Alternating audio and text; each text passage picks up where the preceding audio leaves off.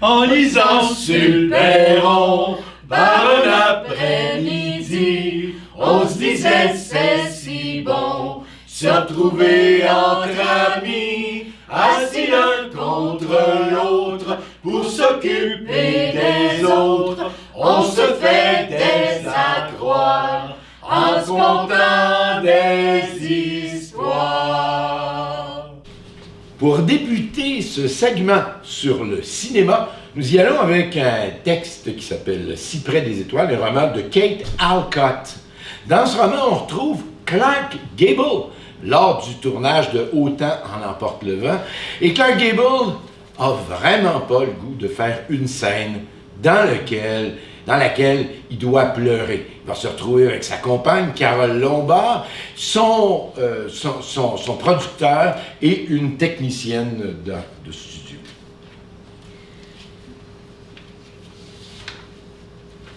C'est long! Mais voyons! Ça va aller, t'as rien à craindre. Je crains rien, nom de Dieu! Mais je sais quel genre d'image je renvoie au public et j'ai aucune intention de l'écorner. Mais voyons, t'es un type là très viril, tout le monde le sait. Il m'a fallu un sacré bout de temps pour en arriver là.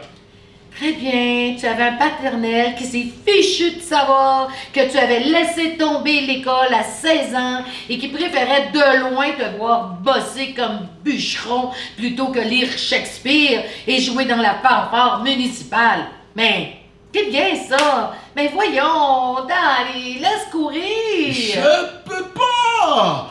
Tout le monde va se moquer de moi! Hey, tu sais quoi, mon chéri? On dit merde. Oh! Bonjour Julie. Et vous? Qu'en pensez-vous? Vous savez à propos de quoi nous étions en train de nous disputer, n'est-ce pas?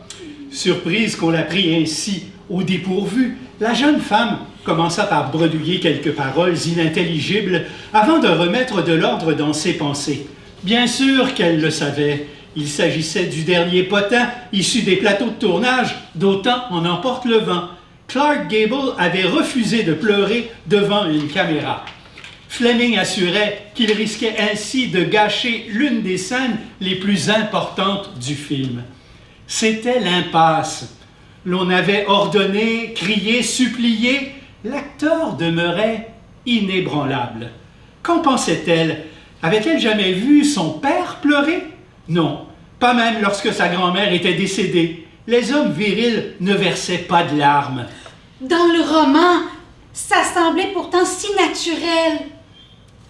Elle se revoyait en train de tourner les pages du livre, de relire la scène où Mélanie tentait de consoler Rhett Butler après la fausse couche de Scarlett. Inexorablement, et sans qu'à la lectrice cela parût invraisemblable, l'homme, dévoré par la culpabilité, fendait l'armure, et, devant Mélanie, il sanglotait. Qu'est-ce que j'ai pu pleurer en lisant cette scène? Tu vois? Hein? Voyons, Daddy, le monde entier n'attend que de chialer avec toi. Ben, pas mon père! Carole Lombard avait rapporté à Julie que le père de son compagnon aimait jadis à se moquer de sa voix trop haut perchée. Il lui avait fallu plusieurs années de labeur acharné pour qu'elle devînt plus grave. Il peut remercier Réa, sa deuxième épouse. C'est elle qui a payé toutes les leçons. On frappa sèchement à la porte. Oh, la cavalerie arrive! Victor Fleming pénétra dans la caravane. Un bel homme, aux sourcils aux accents circonflexes, conférant à ses traits une nuance ironique et redoutable qu'il pouvait ensuite assortir d'un sourire. Il en possédait toute une panoplie, choisie avec soin en fonction des circonstances. En outre, il émanait de lui une décontraction laissant à penser qu'il se sentait aussi à l'aise dans un dîner mondain que lors d'une chasse aux cerfs en pleine campagne. Tu n'es toujours pas d'accord? Je ne le crois pas! Il s'agirait pourtant de la scène la plus percutante de ta carrière. Je ne le crois vraiment pas! Les vrais hommes ne pleurent pas, bon sang de bonsoir, ils vont tous me rire au nez! Voyons, mon chéri, Victor a raison. Oh, ne te mêle pas de ça, toi! Bon. Ne m'oblige pas à faire ça. Réécris la scène, sinon je quitte le film. Ah, tu penses pas ce que tu dis. Tu paries? Nous avons un compromis à te proposer. Nous allons tourner 2 scènes. Dans la première, tu pleureras. Dans la seconde, tu tourneras le dos à la caméra et tu baisseras la tête. Les spectateurs comprendront ainsi que tu es en train de pleurer, mais sans rien voir. Ensuite, c'est toi qui choisiras l'une ou l'autre version. Ok, c'est pas une blague, là.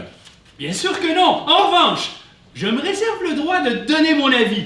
Et je t'assure que si les gens voient toute l'étendue de son humanité, ils éprouveront une formidable compassion pour ton personnage.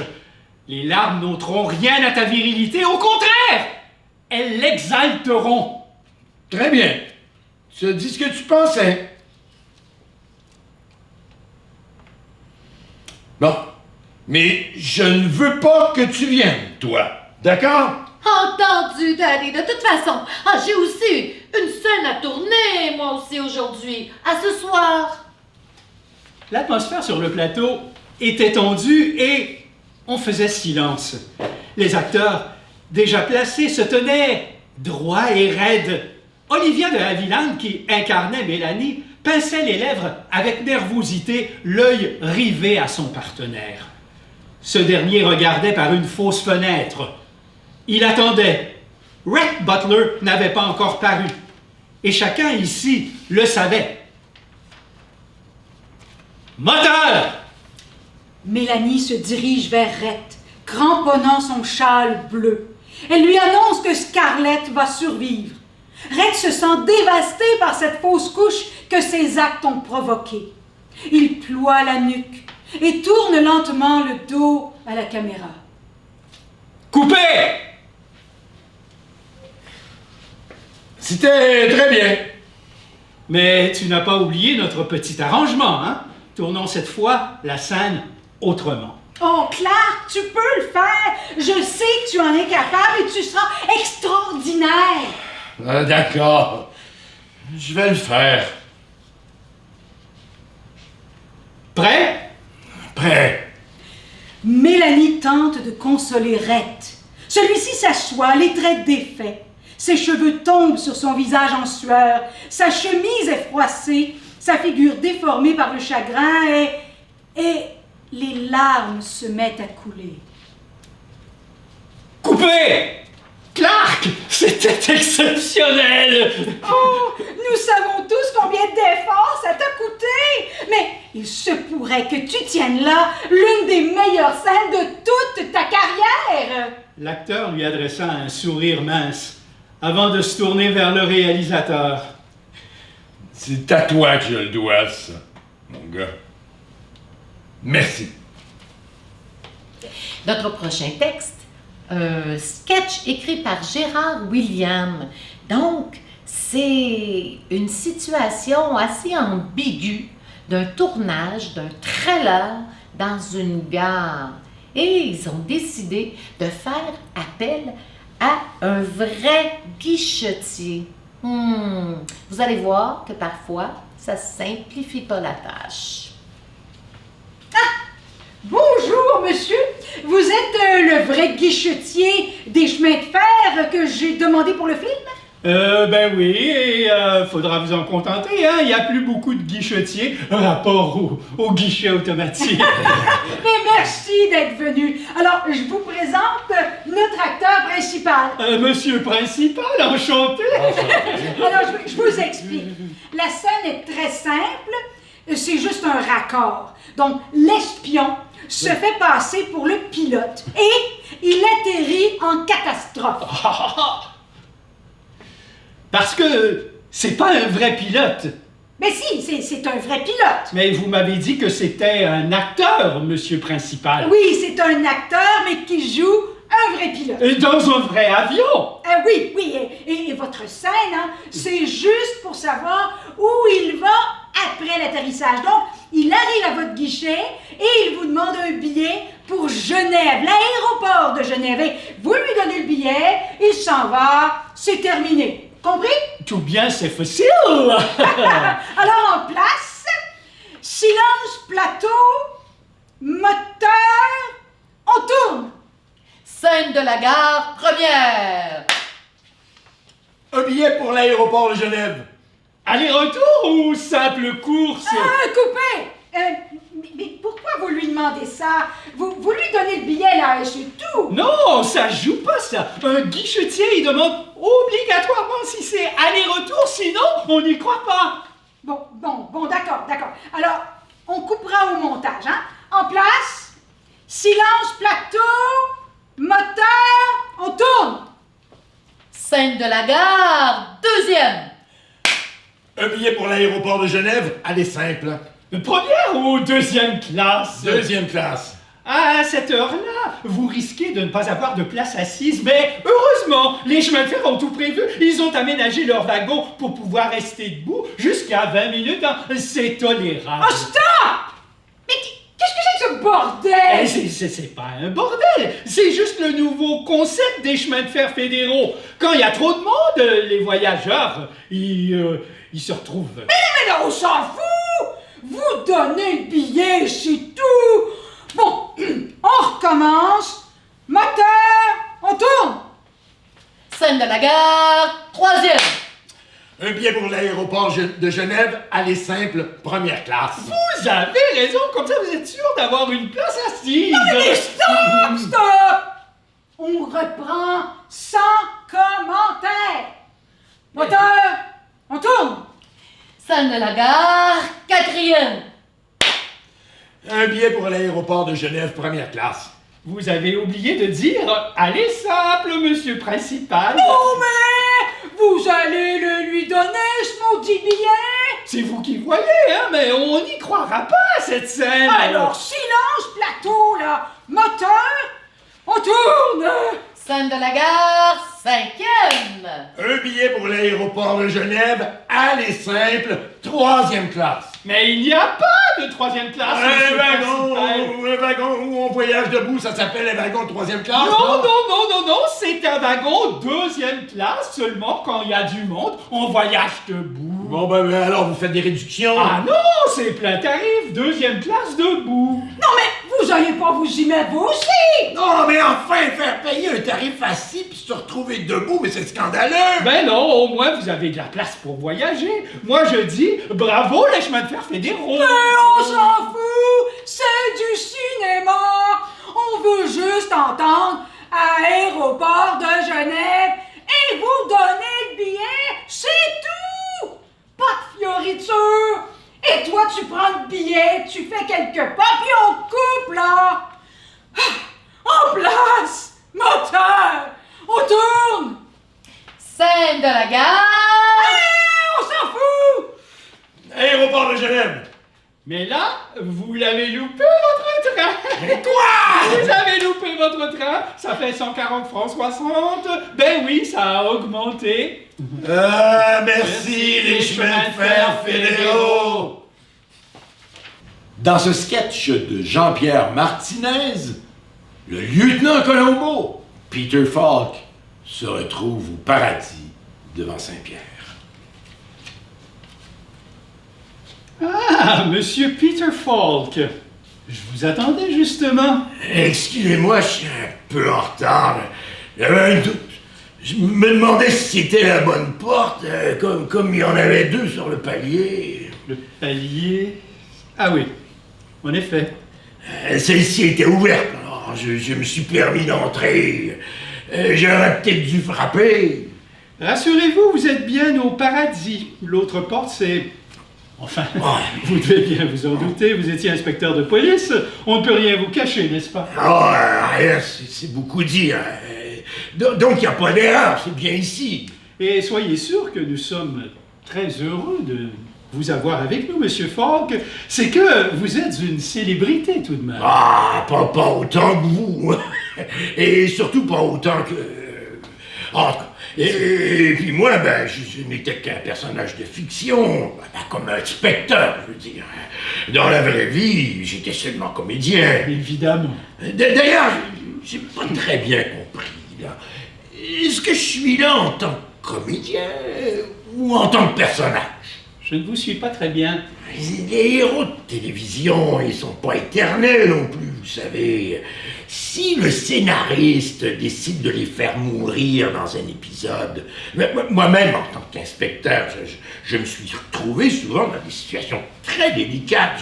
J'aurais pu prendre une balle ou mourir d'un accident de voiture, surtout avec la vieille guimbarde que je conduisais. Vous connaissez ma voiture? Où voulez-vous en venir, inspecteur? Eh bien, je me demandais où vont les personnages de fiction quand ils sont morts. Nulle part, j'imagine. En tout cas, pas ici. Après tout, ce ne sont pas des gens réels comme vous et moi. Enfin, je veux dire, comme vous. Ah, bien sûr, ouais. Encore que... Eh ben, parfois, je me demande si, au bout du compte, l'inspecteur Colombo était pas plus réel que Peter Falk. Ah, pour la plupart des mortels, vous serez l'inspecteur Colombo.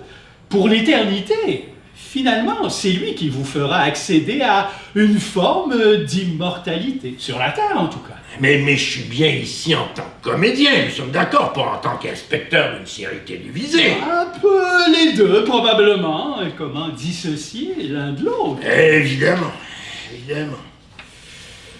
Mais, pardon, j'ai la fâcheuse tendance à tout embrouiller. C'est ce que me dit ma femme, d'ailleurs. On se chamaillait souvent, mais au fond, on s'aimait beaucoup. Ne vous inquiétez pas, son heure viendra à elle aussi. Et si, comme vous, elle n'a pas démérité... Oh, j'ai pas d'inquiétude de ce côté-là. C'est une femme merveilleuse. Je suis sûr qu'à un moment venu, sa place sera au paradis. Mais en attendant, j'ai peur qu'elle s'ennuie, vous comprenez? Je comprends. Malheureusement, ce n'est pas moi qui décide du jour et de l'heure. Ah, bien sûr. Excusez-moi. Et puis, le repos éternel, c'est vrai que c'est tentant. Vous voyez l'entrée de ce tunnel? Ah oui, c'est curieux. J'aperçois même une petite lumière au bout. C'est ça. Eh bien, vous n'aurez qu'à vous diriger vers cette lumière et ne vous inquiétez pas du reste. On s'occupe de tout. Sinon, ça ne serait pas vraiment le paradis, n'est-ce pas? Ah, très bien, mais excusez-moi de vous avoir dérangé. J'y vais tout de suite. Bienvenue au paradis, inspecteur. Pardon, mais il y a encore un petit détail qui me tracasse. Oui, inspecteur? Vous savez de quoi je suis mort exactement? Pourquoi cette question? Vous savez maintenant, ça n'a plus beaucoup d'importance. Ah, des formations professionnelles, sans doute. J'ai passé toute ma vie à enquêter pour savoir comment les gens étaient morts. De ceux dont je pensais qu'ils avaient été assassinés, en tout cas. Vous pensez que vous avez été assassiné? Simple curiosité, je vous assure, mais je voudrais pas être indiscret, surtout. C'est vous qui êtes en charge du dossier, après tout. Vous êtes mort d'une pneumonie, si ma mémoire est exacte. D'une pneumonie? Ah oui, je vois ce que vous voulez dire. Peter Falk est bien mort d'une pneumonie, en effet. Oh, enfin, je crois. Non, je parlais de moi, enfin, l'inspecteur Colombo. Il est mort? C'est là où je voulais en venir, justement, puisqu'on l'a vu mourir dans aucun épisode. Pas même le dernier. C'est qu'il doit être vivant, non? Comment pourrait-il être encore vivant, puisqu'il n'a jamais vraiment existé? Et que vous avez réellement existé, vous êtes mort. Bien sûr. Vous avez raison, évidemment. Comment un personnage de fiction pourrait-il survivre au comédien qui l'incarnait à l'écran? Ça n'a pas de sens. Je ne vous le fais pas dire. Alors maintenant, si vous le voulez bien... Pardon d'avoir abusé de votre temps. Je vais m'engager dans ce tunnel-là. S'il vous plaît, oui. Une dernière question, et après, c'est promis, je vous laisse tranquille. Je vous écoute. Si l'inspecteur Colombo n'a jamais été vivant, il peut pas être mort non plus, n'est-ce pas? Je suppose que non. Et quelle conclusion en tirez-vous, inspecteur? Puisque l'inspecteur Colombo n'est pas mort, Il n'a rien à faire au paradis, du coup, moi non plus. Puisque, comme vous l'avez dit, vous-même si justement, nous sommes indissociables. Ça, si vous le permettez, c'est à lui d'en décider. C'est évident. Et pourtant... Quoi encore? Si l'inspecteur Colombo n'existe pas, alors que vous l'avez sous les yeux, comment peut-on affirmer avec certitude que Dieu, qu'on ne voit jamais, existe bel et bien? Je vous rappelle que vous êtes ici à l'entrée du paradis. Vous croyez vraiment que c'est le moment de mettre en cause l'existence de Dieu? Ah, monsieur, si j'avais gagné une semaine de vacances dans un palace au bord de la mer, je ne mettrais pas en cause l'existence du patron de l'hôtel, ouais. Mais là, les vacances risquent d'être un peu longues. Peut-être, pour être tout à fait sincère avec vous, j'ai un peu peur de m'ennuyer, surtout sans ma femme. Je suis sûr que vous saurez trouver comment vous occuper en attendant qu'il vous rejoigne. Bien sûr, je vais essayer de me trouver une occupation. D'ailleurs, j'y pense. Par définition, il n'y a que des morts ici, n'est-ce pas? Oui, c'est un peu le principe, en effet. Et qui dit des morts dit aussi des morts suspectes parfois. Suspecte Et je vais pouvoir continuer à exercer mon métier de comédien. de policier. De là où je viens, vous savez, c'est très rare qu'un inspecteur puisse interroger la victime d'un meurtre. Ce qui, bien entendu, simplifierait beaucoup les enquêtes de police. Oui, enfin, je ne suis pas sûr. Je sens que tout ça va être absolument passionnant. Finalement, vous m'avez convaincu. C'est vraiment le paradis ici pour un policier. Je ne vous retiens pas plus longtemps, j'y vais tout de suite. Attendez une minute. Il y a une chose qui vous tracasse, vous aussi? Tout bien réfléchi. C'est vous qui avez raison. La place d'un personnage de fiction n'est pas au paradis. Au Moyen-Âge, même les comédiens n'y avaient pas loin, vous savez. Je vous renvoie d'où vous venez. C'est bien ce que vous vouliez, non? Vous me renvoyez sur Terre. Il ne faut pas rêver tout de même, non. Je vous renvoie dans votre série préférée. Dans combien d'épisodes aviez-vous joué? 69. Eh bien, vous pourriez continuer à mener des enquêtes pour l'éternité. Ça vous va? Ah, alors je vais retrouver ma femme, je veux dire Madame Colombo. Il vous suffira de retourner sur vos pas. Un ange vous attendra sur le palier, comme vous dites. Il vous raccompagnera chez vous, enfin, chez Madame Colombo. Ah, ben, c'est vous qui décidez, mais avant de partir, il y aurait une dernière question. Dehors, avant que je ne change d'avis et que je vous fasse plutôt entrer par l'autre porte, si vous voyez ce que je veux dire. Je vous laisse tranquille, c'est promis. Ah, j'ai tellement hâte de retrouver ma femme. Avoir un métier passionnant et une femme qui vous aime, bah c'est le paradis. Vous ne croyez pas? Notre prochain extrait est tiré du roman Les plaisirs coupables, écrit par Mathieu Legault. On va y retrouver un scénariste très populaire qui fait la connaissance d'un mafioso qui a des intentions très précises pour ce scénariste. On verra comment il va se tirer d'affaire.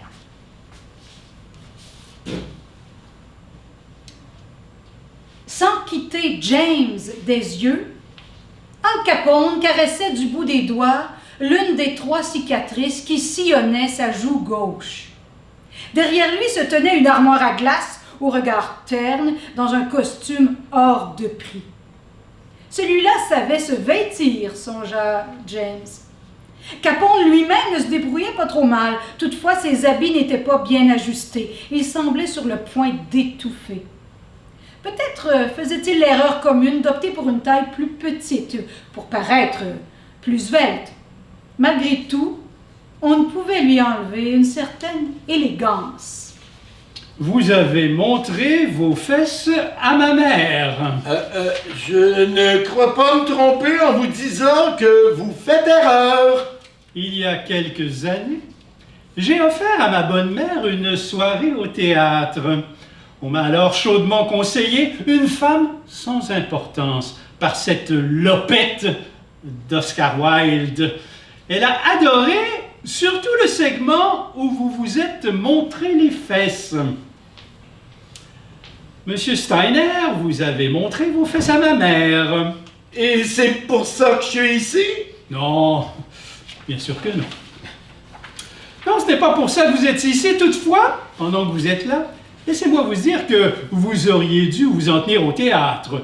Je vous ai vu à plusieurs reprises et c'était du grand jeu. Vous étiez incroyable. Merci.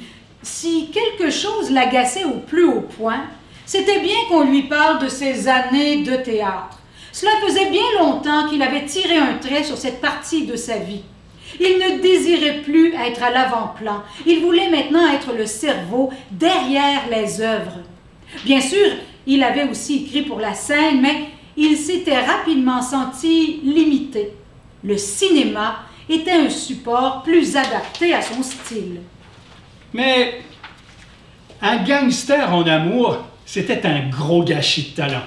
Lorsque je suis sorti de la projection, j'étais dans un de ces états. J'étais si en pétard que ça m'a décidé, j'ai ordonné l'exécution de Vinci Toutit. Et qu'est-ce qu'il avait fait, Vinci Toutit? Je m'en rappelle plus. Je comprends pas tellement pourquoi je suis ici. C'est que ce n'est pas tant votre passage au cinéma qui a eu pour effet de gâcher votre talent.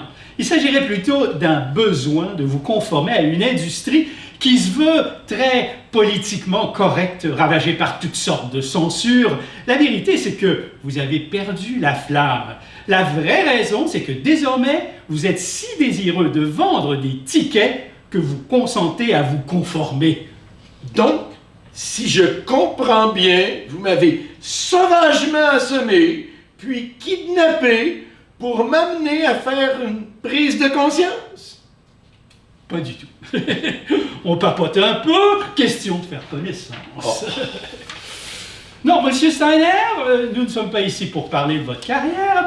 J'ai plutôt un intérêt particulier pour votre aisance avec le beau sexe. Vous savez charmer, un atout qui me fait défaut. Oh, je suis persuadé que vous n'avez aucune difficulté à amener des conquêtes dans votre lit. Ça, c'est certain. Je n'ai qu'à sortir les gros billets et je peux faire galoper sur mon bas-ventre n'importe quelle femme à la cuisse légère. J'ai 11 maîtresses, vous savez, sans compter mes putes de prédilection. Mais cette fois-ci, ce n'est pas n'importe quelle femme et l'argent ne peut pas tout acheter. James se mit debout pour voir l'article de journal que le mafieux lui brandissait devant la figure. Sur la page en question, il était inscrit en grosses lettres « Marlène Dietrich, bientôt en visite à Chicago ». Dietrich! Une étoile montante de la scène et du cinéma. Je l'ai rencontrée une fois à Los Angeles. Une superbe femme, habitée d'une détermination louable. Elle sait ce qu'elle veut, elle n'a pas de difficulté à l'obtenir. Je salue votre ambition. Le tout accompagné de la plus belle paire de cuisses au monde. Je l'ai vue une fois au théâtre et je possède toutes ces bobines dans ma collection personnelle. Au premier regard que j'ai posé sur elle, j'ai su que je voulais me la faire. C'est très profond, ça. C'est une vraie femme, belle, forte, enjôleuse, indomptable. Donc, si je comprends bien, M. Capone, vous aimeriez que je vous aide à charmer Marlène Dietrich. Dans le but de me la faire, oui. Si je dois vraiment conquérir son cœur avant, qu'il en soit ainsi, mais ce serait ennuyeux. Vous savez, Madame Dietrich est une femme en couple, très bon chic, bon genre. C'est une déesse de la haute société, passionnée de musique et théâtre. Tout le monde la désire, mais c'est une belle provocatrice inatteignable. Pas pour moi. Je suis l'homme le plus puissant de Chicago. Avec votre aide, c'est dans la poche. Pour ce qui est de son amant, M. Sternberg, je ne suis pas inquiet, il est de notoriété publique que Dietrich cumule les relations. Il ne doit donc pas la faire grimper au rideau, si vous voyez ce que je veux dire. Ouais. Mais pourquoi pensez-vous que je pourrais vous aider? Ah, certes, j'ai une certaine facilité avec les femmes. Je suis un homme charismatique, avec une carrière qui en fait rêver plus d'une, mais je n'ai rien d'un mentor de charme. J'ai confiance en vos talents et d'ailleurs, je sais que vous êtes lié à un projet auquel Marlène prendra part, dont le tournage devrait débuter sous peu à Los Angeles. Je suis consultant sur le scénario, mais je suis pas particulièrement impliqué d'aucune autre façon que ce soit. Mais comment pouvez-vous être au courant? Monsieur Steiner, mon empire s'étale dans toutes sortes de domaines. J'ai la main longue. Malgré tout, vos contacts dans le milieu me seront utiles. Et si vous acceptez de m'aider, je vous offre 50 $ par jour à partir de maintenant, et cela jusqu'à la fin de notre entente. Sans compter que vous repartirez aujourd'hui avec 1000 $ et on vit. En plus, nous n'allons pas nous voir tous les jours. Vous allez pratiquement être payé à ne rien faire. Je suis aussi généreux que ça. Ah, vous plaisantez. Non, pas du tout. Je veux Marlène Dietrich dans mon lit. Si vous y parvenez, vous serez un homme riche, Monsieur Steiner. Je vous remettrai 10 000 $ si la chose se passe. C'est d'accord, Monsieur Capone. Toutefois, j'aurais une petite demande. Voyez-vous ça? Je vous écoute. J'aimerais pouvoir, comment dire, apprendre les dessous du milieu criminel. Vous voyez, on me reproche un manque de réalisme dans mes scénarios, mais c'est une occasion en or de parfaire mes connaissances. Je vous offre Marlène Dietrich sur un plateau et vous m'accordez une incursion dans votre univers. Sur un plateau magnifique. Tout cela est très réalisable. Nous avons donc une entente. Monsieur Steiner, pour ne pas attirer l'attention des médias sur vous, je vous ai amené chez ma mère aujourd'hui. Si vous la croisez, je vous en prie, essayez de ne pas lui montrer à nouveau vos fesses. Qui est là? Les joyeux troubadours! Mais entrez, voyons! Entrons! Durant toute la semaine, les joyeux troubadours ont confiance en leurs veines et rigolent toujours. Ce sont des philosophes, au lieu de s'affoler devant une catastrophe, se mettent à répéter, ne jamais croire toutes les histoires. C'est comme ça qu'on est heureux. Faire un sourire quand tout chavire, c'est comme ça qu'on est heureux. Aimer la vie et ses folies, c'est comme ça qu'on est heureux. Et trouver le ciel bleu quand il tonne et quand il pleut, c'est comme ça qu'on est